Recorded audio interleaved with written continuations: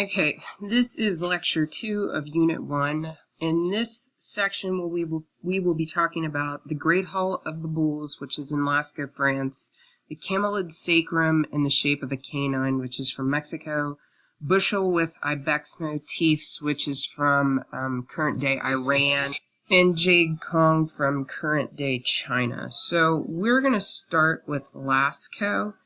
And we are going to look at cave painting techniques. And the best cave to look at is the Lascaux cave. It's probably the most famous of the cave paintings. There's several different, there's some in Spain, they're kind of all over the place. But Lascaux's in France, and it's got some remarkable artwork in it, and it just goes for feet and feet and feet back into the cave. And on Moodle and Schoology, I've posted a virtual tour that you can take and look at and see how high up the paintings are, and I suggest you look at that.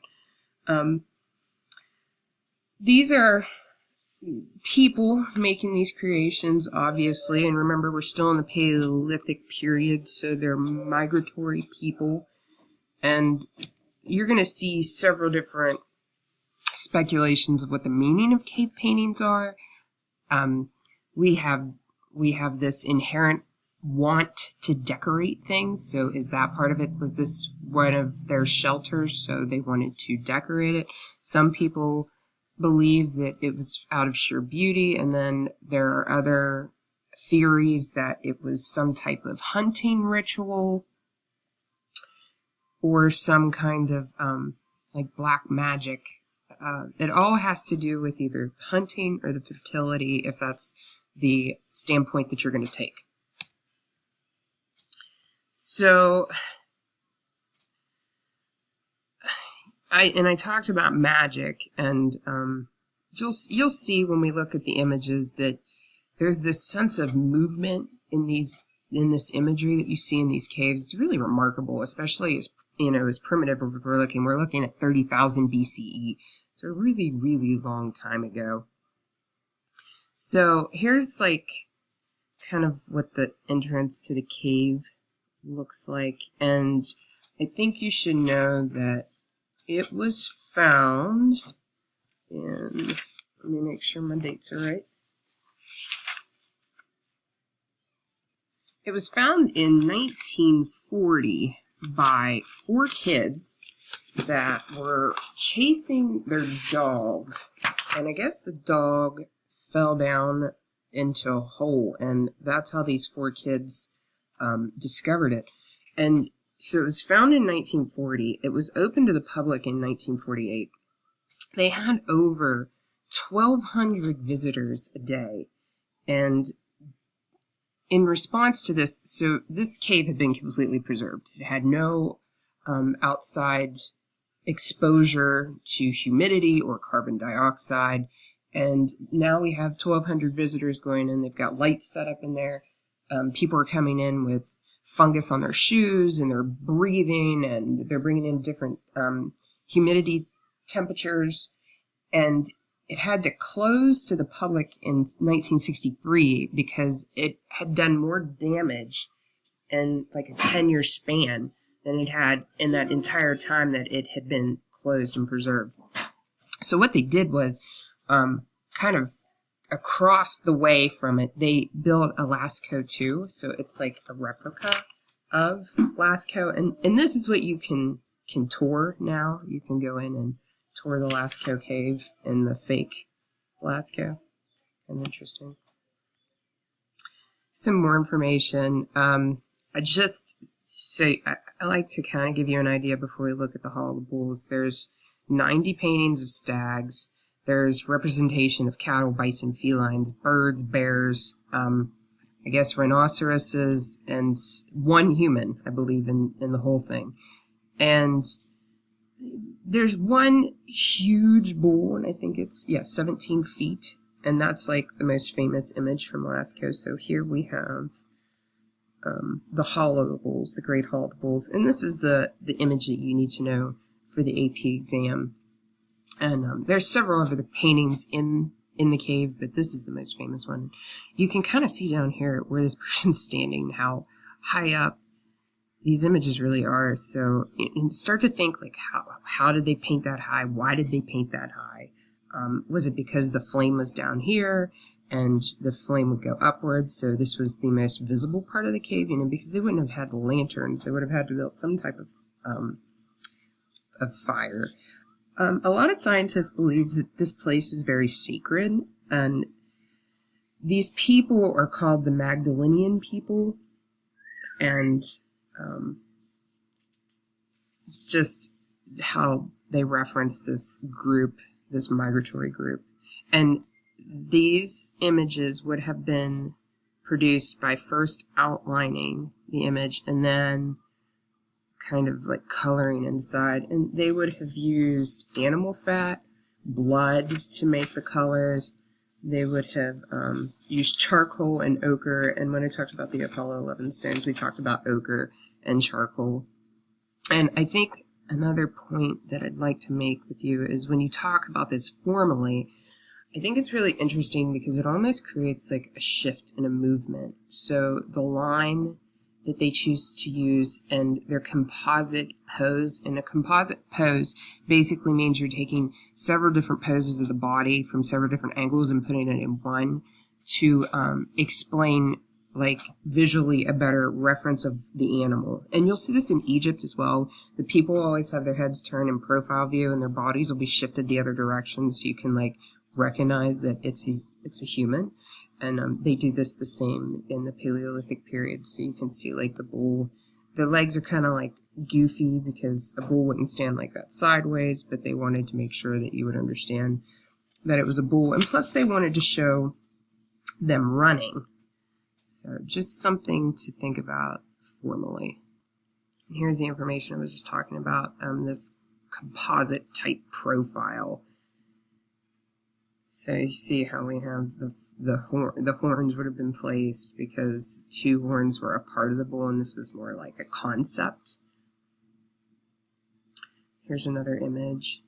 It's really like beautiful imagery. It almost looks like ancient graffiti, if you will. So the next image that we're going to look at is the camelid sacrum in the shape of a canine, and this is from central Mexico, so you're looking at Mesoamerica culture. And I don't know if anybody knows what a camelid is, but it is an extinct, it's a type of camel, so it's related to the camel species. And the sacrum is the bone that's at the base of the spine. And a lot of different cultures find the sacrum bone almost like a gateway from the physical world to the medical physical world. You'll see Egypt really like look at the sacrum bones. So I don't know if that has any relationship. And like I said, there's no documentation on this stuff, so it's all speculation. It is a little interesting that they took a sacrum bone out of a camelid and then kind of carved it to look like some type of dog or canine. The holes in the nose would have actually been like drilled out somehow. This was found in 1870. It was most of the stuff that when they found it, it was completely accidental. So they were like digging for a drainage system. And this area of Mexico is pretty close to Mexico City. There are some scientists that believe this isn't a piece of art, but it's an actual fossil from an extinct animal. And there's different theories to kind of squash that one because if you focus on like where the carving actually is, it actually was like carved in. And I'm sure they've done, I don't know if they can do testing on these bones. I'm not real familiar with those scientific process. I think one other thing to definitely take into consideration when you're looking at this prehistoric artwork is where it was found in relationship to the culture that is there now. So this is like long before the Mayans and the Aztecs, but there is definitely some type of connection between the cultures, and you'll see it too when we look at the jade Kong from China. If you think about Mexican art, you think about they do a lot of bones. I think they hold that in really high regard. There's a lot of association with like the sacredism of bones, and they have a high regard for animals, and you'll see that in different cultures. So just something to think about when you're looking at these ancient items. Okay, so the third image that we're going to look at is the bushel with ibex motifs from 4200 to 3500 BCE, and this is painted terracotta. So you all know that terracotta is a type of clay. This is from Susa, Iran, which is, Susa, which is modern-day Iran. They believe that this was handmade clay. There's some speculation that it may have been thrown on a very slow wheel. There's a lot of imperfections to it, so I personally think it was probably hand-built. So this is right at the cusp, this date, of the Neolithic and the historical era. So this culture you're going to see in Susa, and you'll see this with most Neolithic periods moving into the Mesopotamia era, that all of these people are going to kind of settle in areas where there's rivers, so like the Fertile Valley. So, think of Egypt and the Fertile Crescent and the Nile. And Susa had a valley with a river, so obviously they could grow and have a plentiful lifestyle there with their food and such. And these would have been used to carry water. So let's look at this formally, and let's start to break it down. So this here is a mountain goat, and I don't know if you can tell that from initially looking at it, but it's this little mountain goat, and it's got these huge horns, and it's not naturalistic, it's very stylized, but it's also very detailed. So somebody spent a lot of time hand painting this. So here's our goat. These up here are dogs, like extremely stretched out with their legs, like kind of turned inwards, kind of like a greyhound perhaps. And this up here, these are birds with really bizarre long necks. So they're like abstracting the forms of these animals, which is amazing to me. This shape in the center, we can't identify. It's just like a repeated pattern. These are on a lot of other vessels that they found in this area. Does it mean water? Does it mean fertility? It may have been some type of symbol. These were found in buried with their dead, and a lot of them. So I don't know if there's some association with burying items with their dead, and you'll see that also in a lot of different cultures that we're going to look at. They bury a lot of things with their dead because they believe that their dead went on to like a different place and they had to have things to go there with them. The Egyptians believe that's, I don't know if that's like the same type of mindset that these people had.